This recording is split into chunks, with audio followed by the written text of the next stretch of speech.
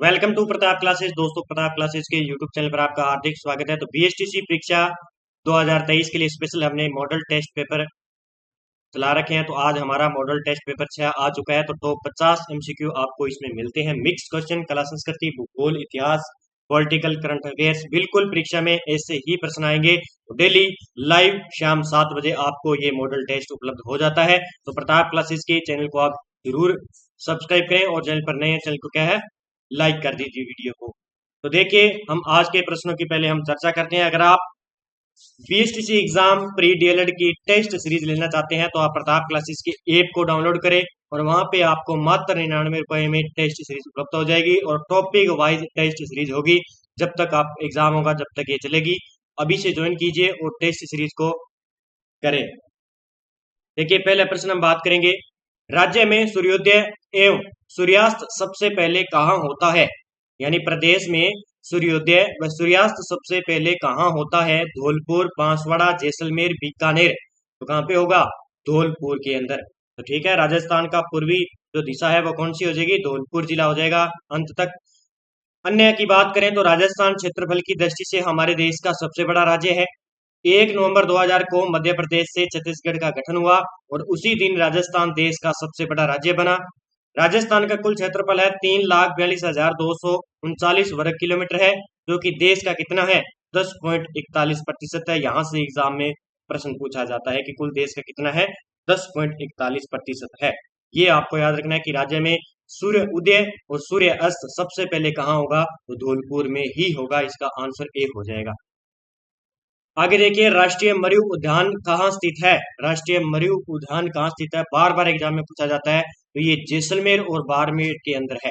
जैसलमेर और बाड़मेर जिले के अंदर कौन सा है? राष्ट्रीय मरु उद्यान स्थित है। अगला है कि निम्न में से राज्य के किस शहर पर सूर्य की किरणें सबसे कम तिरछी पड़ती है? सबसे कम है तिरछी पड़ती है।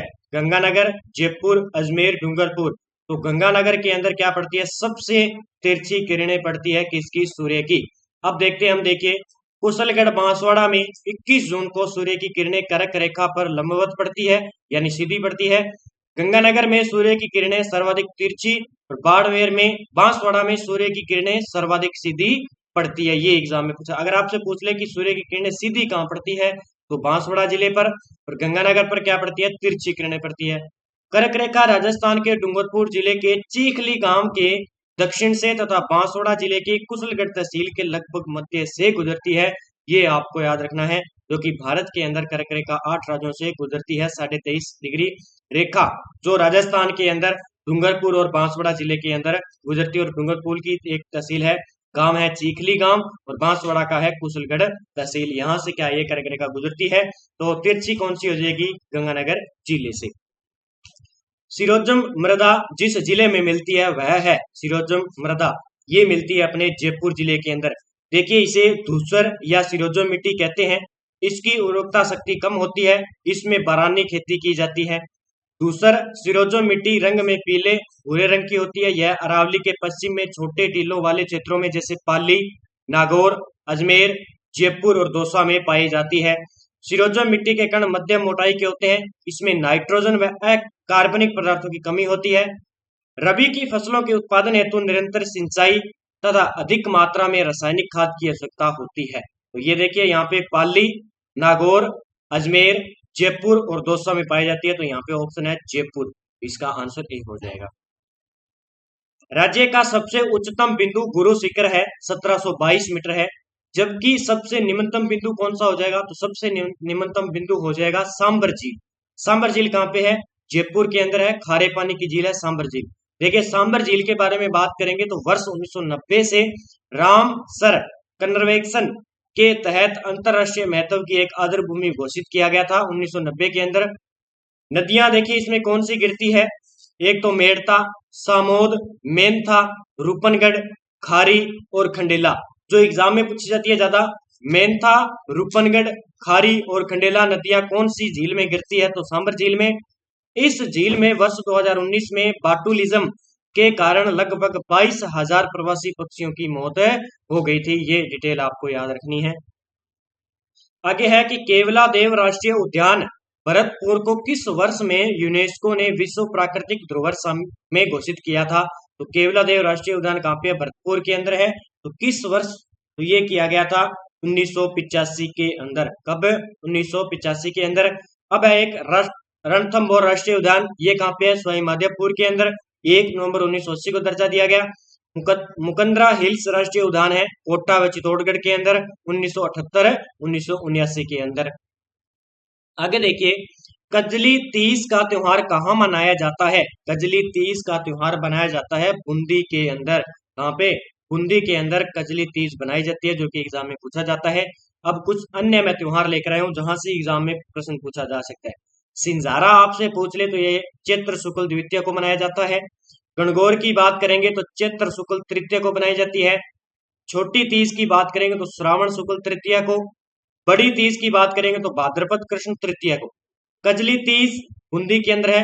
छोटी तीज बनाई जाती है श्रावण शुक्ल तृतीय को। बड़ी तीज भाद्रपद कृष्ण तृतीय को। और गोगा नवमी कब बनाई जाती है? भाद्रपद कृष्ण नवमी को बनाया जाता है। अगला है कि निम्न में से कौन सी महिला ने प्रथम महिला मंत्री का पद प्राप्त किया था? तो महिला मंत्री का जो पद प्राप्त करने वाली है कमला बेनीवाल। कौन है? कमला बेनीवाल। अब हम जितनी भी महिलाएं जो प्रथम मंत्री पद पर रही है उनके बारे में चर्चा करते हैं। देखिए, पहले हम बात करेंगे वसुंधरा राजे। पहली महिला मुख्यमंत्री बनी थी वसुंधरा राजे। कांता भटनागर थी राजस्थान की प्रथम महिला राज्य मानवाधिकार अध्यक्ष थी। यशोदा देवी थी राजस्थान की पहली महिला विधायक, यहाँ से प्रश्न पूछा जाता है। ओतिमा बोरदिया राजस्थान की पहली महिला जिला कलेक्टर थी ये, ठीक है। नगेंद्र बाला देश की पहली जिला प्रमुख थी ये। कुशल सिंह पहली महिला मुख्य सचिव, और वर्तमान में मुख्य सचिव कौन है? उषा शर्मा, ये आपको याद रखना है, ठीक है। दूसरी महिला बनी है उषा शर्मा, ये आपको याद रखना है। कांता खतूरिया राज्य महिला आयोग की पहली अध्यक्ष। तो यहां से बीएसटीसी के एग्जाम में प्रश्न आएगा तो आपका गलत नहीं होगा, अच्छी तरीके से इनको पढ़ लेना। राजस्थान की महिला विधायक यशोदा देवी, कुशल सिंह पहली महिला मुख्य सचिव, कांता खतूरिया राज्य महिला आयोग की पहले अध्यक्ष। तो मंत्री, पहली महिला मंत्री कौन थी? कमला बेनीवाल। आगे है, राजस्थान में अबूझ सावा किस दिन मनाते हैं? अबूझ सावा किस दिन बनाते हैं? तो ये बनाते हैं अपने आखा तीज के दिन। किसके दिन है? आखा तीज के दिन। अगला है, निम्नलिखित में से कौन सा सही सुमेलित नहीं है? इनमें से बताना है। अनुच्छेद 153 क्या है? राज्यपाल का पद है। अनुच्छेद 156 राज्यपाल की पदावधि। अनुच्छेद 154 राज्यपाल की कार्यपालिका शक्ति है। अनुच्छेद 155 राज्यपाल को पद से हटाया जाता है। तो 155 में क्या है? राज्यपाल की नियुक्ति है, तो राज्यपाल का पद से हटाया जाना ये गलत हो जाएगा, तो इसका आंसर डी हो जाएगा। अगला देखिए, निम्नलिखित में से कौन सी रबी की फसल है? इनमें से मूंगफली, जूट, गेहूं, बाजरा। तो इसमें रबी की फसल हो जाएगी गेहूं। देखिए, रबी की फसल के बारे में एक प्रश्न पक्का बीएसटीसी में यही प्रश्न है जो बार बार एग्जाम में पूछा जाता है, तो गेहूं यहाँ पे हो जाएगा। अक्टूबर नवंबर के महीनों में बोई जाती है रबी की फसल। इन फसलों की बुआई के लिए समय, कम तापमान, पकते समय खुश्क और गर्म वातावरण की आवश्यकता होती है। उदाहरण के तौर पर देखें, गेहूं, जौ, आलू, चना, मसूर, अलसी, मटर, सरसों रबी की प्रमुख फसलें मानी जाती है। अगला है कि राजस्थान के किस जिले में जिप्सी फेरेस मृदा मिलती है? जिप्सी फेरेस मृदा मिलती है, तो ये मिलती है बीकानेर के अंदर। कहाँ पे? बीकानेर के अंदर। और जो पीछे आया था सिरोजम मिट्टी, वो मिलती है अपने जयपुर के अंदर। तो जिप्सी फेरेस मृदा बीकानेर के अंदर। देखिए, मिट्टियों के वैज्ञानिक वर्गीकरण है, मृदा का नाम और क्षेत्र। एंटी सोल्स जो है रेगिस्तानी मिट्टी, ये है एंटी सोल्स, ये मिलती है अपने पश्चिमी राजस्थान के अंदर। Entisols. एक है एरिडोसोल्स, यानी जिसे कहते हैं बालू मिट्टी, ये अपने चूरू, सीकर, झुंझुनू, नागौर, जोधपुर, पाली, जालौर में मिलती है। वर्टिसोल्स, यानी जिसे कहते हैं काली मिट्टी या कपासी मिट्टी, झालावाड़, बारा, कोटा, बूंदी के अंदर, यानी हाड़ौती प्रदेश में वर्टिसोल्स मिट्टी पाई जाती है। इन सेप्टिसोल्स, जिसे कहते हैं पथरीली मिट्टी, ये सिरोही, पाली, राजसमंद, उदयपुर, भीलवाड़ा और झालावाड़ के अंदर इन सेप्टिसोल्स होती है। फिर है अल्फीसोल्स, ये जयपुर, दौसा, अलवर, भरतपुर, सवाई माधोपुर, करौली, टोंक, भीलवाड़ा, चित्तौड़गढ़ और बांसवाड़ा के अंदर मिलती है। और यहां से एक प्रश्न पक्का आता ही आता है। आगे देखिए, निम्नलिखित में से कौन सी खरीफ फसल नहीं है इनमें से? देखिए मूंगफली है, मक्का है, बाजरा है, गेहूं क्या है? रबी की फसल है। अब बात करते हैं खरीफ। तो खरीफ की फसल उन फसलों को कहते हैं उन्हें जून जुलाई में बोते हैं और अक्टूबर के आसपास काटते हैं। ये होती है खरीफ की फसल। जिनमें देखें प्रमुख फसलें हैं, धान चावल की फसल है, मक्का, ज्वार, बाजरा, मूंग, मूंगफली यानी मोटा अनाज लगभग खरीफ की फसल है। गन्ना, सोयाबीन, उड़द, तुअर, कुल्थी, जूट और ये कपास, ये सारी के सारे क्या है? खरीफ की फसलें। इनको याद रखना, कोई भी ऑप्शन में डालकर दिया जा सकता है।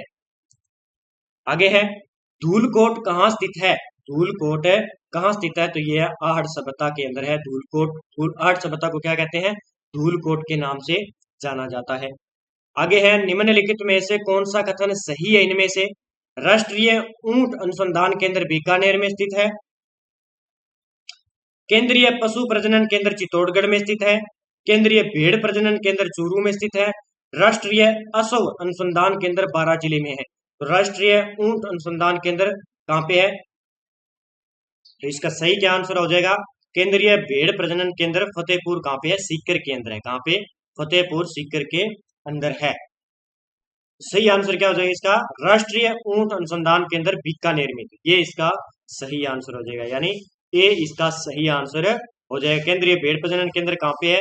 ये चूरू में नहीं है, ये है फतेहपुर सीकर के अंदर है। और आगे देखिए 16 नंबर, कोटा के किस पॉलिटिकल एजेंट की हत्या 1857 के विद्रोह के दौरान की गई थी? कोटा के किस पॉलिटिकल एजेंट की हत्या 1857 के विद्रोह के अंदर की गई थी? तो वो थे मेजर बर्टन। कौन थे?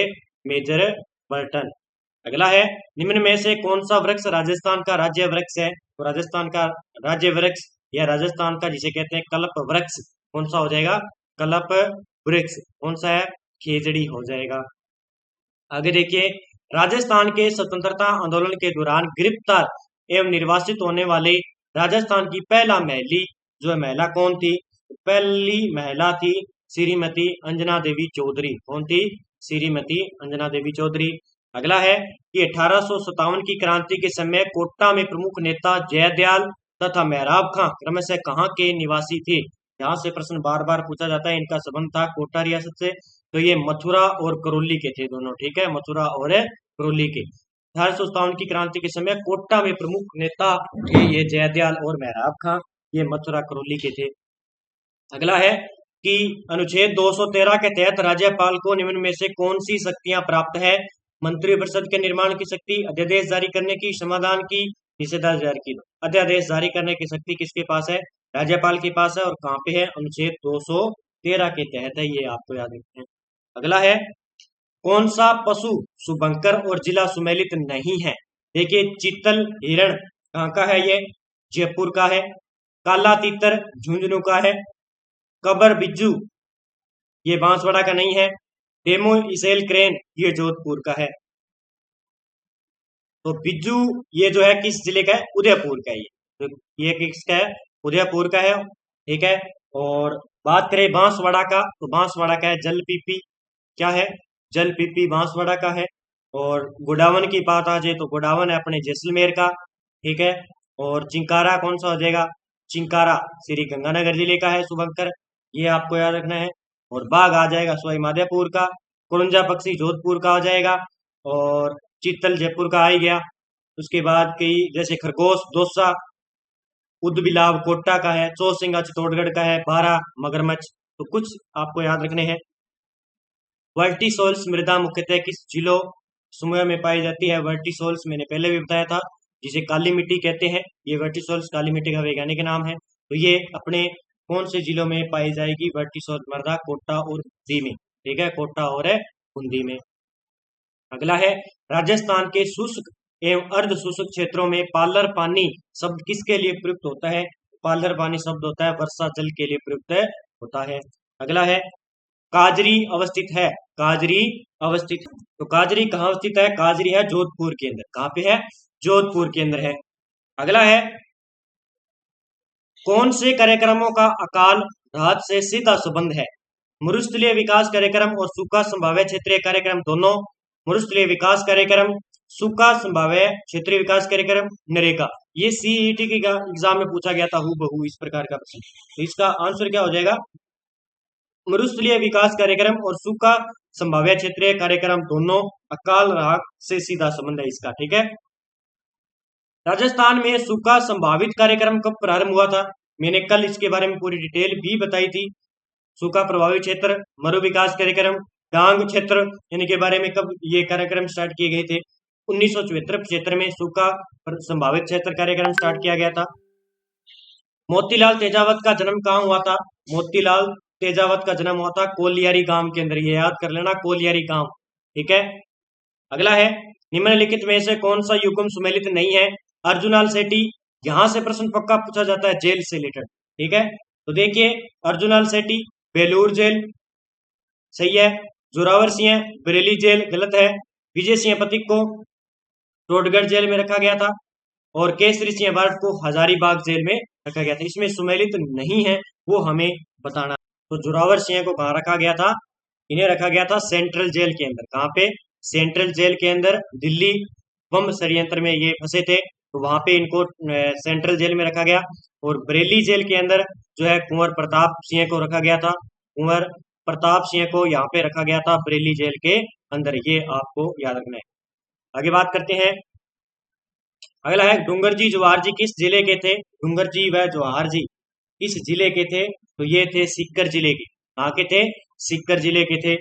आगे बात करेंगे, निम्न में से किस स्वतंत्रता सेनानी की जेल की यातनाओं के परिणाम स्वरूप बरेली जेल में मृत्यु हो गई थी, अभी मैंने बताया था आपको, तो प्रताप सिंह बारहट। कौन थे, प्रताप सिंह बारहट को बरेली जेल में रखा गया और वहीं पर इनकी क्या हो गई, मृत्यु हो गई। अगला है, उमेंदगंज संरक्षित क्षेत्र राजस्थान के किस जिले में स्थित है, ये है अपने कोटा जिले के अंदर। अगला है, राजस्थान के प्रथम मुख्यमंत्री कौन थे, तो हीरालाल शास्त्री राजस्थान के प्रथम मुख्यमंत्री थे। और राजस्थान के प्रथम निर्वाचित मुख्यमंत्री कौन थे, टीकाराम पालीवाल, ये याद रखना आपको।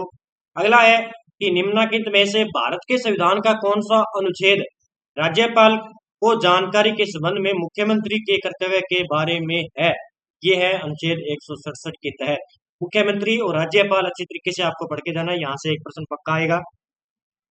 अगला प्रश्न हमारा, 18 अप्रैल 1948 को संयुक्त राजस्थान का उद्घाटन किसने किया था, तो ये किया था जवाहरलाल नेहरू के द्वारा किया गया था। किसके द्वारा, जवाहरलाल नेहरू के द्वारा।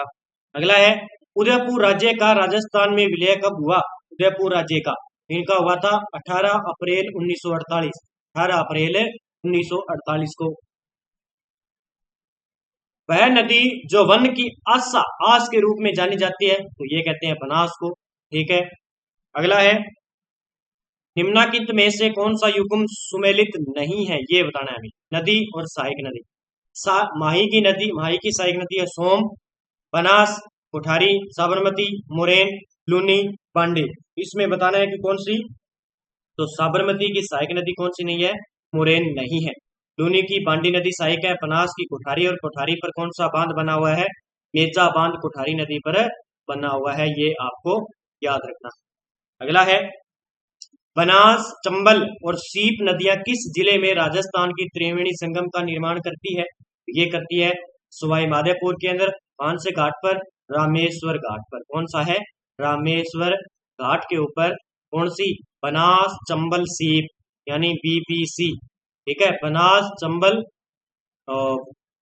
बनास और चंबल और सीप, ये याद रखना बीपीसी। ठीक है, तो सवाई माधोपुर के अंदर। कथोड़ी जनजाति मुख्यतः किस जिले में पाई जाती है, तो कथोड़ी जाति पाई जाती है उदयपुर के अंदर, वहां पे उदयपुर के अंदर। अगला है, राजस्थान के किस जिले में बहुउद्देशीय सिंचाई परियोजना परवन निर्माणाधीन है, यानी अब तो बन चुकी है लेकिन है कहाँ पे परवन, ये झालावाड़ के अंदर। कहाँ पे है, झालावाड़ के अंदर है ये परवन परियोजना, याद कर लेना। आगे है, गरासिया जनजाति में मोरबंदिया रीति रिवाज किस अवसर से जुड़ा हुआ है, तो ये है विवाह से। किससे है, विवाह से जुड़ा हुआ है मोरबंदिया। इसरदा बांध परियोजना किन जिलों में निर्मित किया गया है, ये किया गया टोंक और सवाई माधोपुर के अंदर, याद कर लेना इसरदा बांध परियोजना। अगला है, निम्नलिखित में से कौन सा युग्म सही नहीं है, छप्परवाड़ा झील, ये कहाँ पे है, जयपुर में है। ताल छापर चूरू के अंदर है। बाल समंद राजसमंद के अंदर है। जयसमंद कहाँ पे है? उदयपुर में। लेकिन बालसमंद कहाँ पे है? ये है राजसमंद में। तो ये बालसमंद है जोधपुर में, सॉरी जोधपुर में, ये बालसमंद याद रखना आपको। बालसमंद कहाँ पे है? जोधपुर में है। और जयसमंद झील है उदयपुर के अंदर, ताल छापर चूरू के अंदर है, और छापरवाड़ा झील जयपुर के अंदर है। तो नंदसमंद पूछ ले तो राजसमंद आ जाएगा, ठीक है। आगे देखिए, राजस्थान मदरसा बोर्ड कहाँ स्थित है? राजस्थान मदरसा बोर्ड, ठीक है, तो ये है जयपुर के अंदर। कहाँ पे है? जयपुर के अंदर है मदरसा बोर्ड। अगला है, राजस्थान में मुख्यमंत्री चिरंजीवी स्वास्थ्य बीमा योजना में स्वास्थ्य बीमा 5 लाख से बढ़ाकर कितना कर दिया गया है? तो 5 लाख से बढ़ाकर अब 25 लाख तक कर दिया गया है। ये आपको डिटेल याद रखनी है। राजस्थान के वर्तमान में लोकायुक्त कौन है? राजस्थान में वर्तमान में लोकायुक्त कौन है? तो प्रताप कृष्ण लोहरा जी वर्तमान में लोकायुक्त है, ये आपको याद रखना है। उषा शर्मा राजस्थान की जो है वर्तमान में मुख्य सचिव है, ये आपको याद रखना है। अगला है, छठ में राजस्थान वित्त आयोग के अध्यक्ष कौन है? यहाँ से प्रश्न पूछा जा सकता है। तो प्रद्युम्न सिंह है छठ में राजस्थान वित्त आयोग के अध्यक्ष हैं वर्तमान में, याद कर लेना। आज में वर्तमान से रिलेटेड प्रश्न आए करंट के। प्रताप सिंह खाचरियावास के पास वर्तमान में कौन सा विभाग है? इनके पास है खाद्य एवं आपूर्ति विभाग। मंत्री कौन है? प्रताप सिंह खाचरियावास। राजस्थान की महिला व बाल विकास मंत्री कौन है वर्तमान में? तो ये हो जाएगी ममता भूपेश, वर्तमान में महिला एवं बाल विकास मंत्री है। अगला लास्ट क्वेश्चन आज का, राजस्थान ओलंपिक संघ के अध्यक्ष कौन है वर्तमान में? क्योंकि अभी हाल ही में ग्रामीण ओलंपिक चल रहे हैं, तो हो सकता है एग्जाम में पूछ ले। तो रामा अवतार सिंह जाखड़ क्या है? राजस्थान ओलंपिक संघ के अध्यक्ष हैं। आज के टॉप मैंने 50 आपको एमसीक्यू करा दिए हैं, भूगोल, कला संस्कृति, पॉलिटिकल, करंट की, क्योंकि करंट के यहाँ से वर्तमान में कुछ प्रकार के क्वेश्चन डाल दिए जाते हैं, तो आपको पढ़ना है। और सभी डेली विद्यार्थी जो है वीडियो को लाइक कर दीजिए, शेयर कर दीजिए, चैनल पर नए चैनल को क्या सब्सक्राइब कर लीजिए, ताकि आपको डेली नोटिफिकेशन आपके पास पहुंच जाए। अगर आप सब्सक्राइब करके बेल आइकन दबाओगे तभी आपके पास जैसे ही वीडियो अपलोड होगी आपके पास है वीडियो पहुंच जाएगी। तो डेली देखिए, क्योंकि अभी एक हफ्ते बाद जो है बीएसटीसी के आवेदन शुरू होने वाले हैं। तो बीएसटीसी के लिए आपको स्पेशल पढ़ना पड़ेगा, स्पेशल तैयारी करनी पड़ेगी, तभी आप जो है इनको कवर कर पाओगे। और लगभग अगस्त या सितंबर के अंदर इसका एग्जाम हो जाएगा, यानी 2 महीने बाद इसका एग्जाम है होता ही होता है। तो 2 महीनों में अच्छी तरीके से हम तैयारी कर लेंगे। जीके की 50 क्वेश्चन आने वाले हैं। जय हिंद, जय भारत दोस्तों।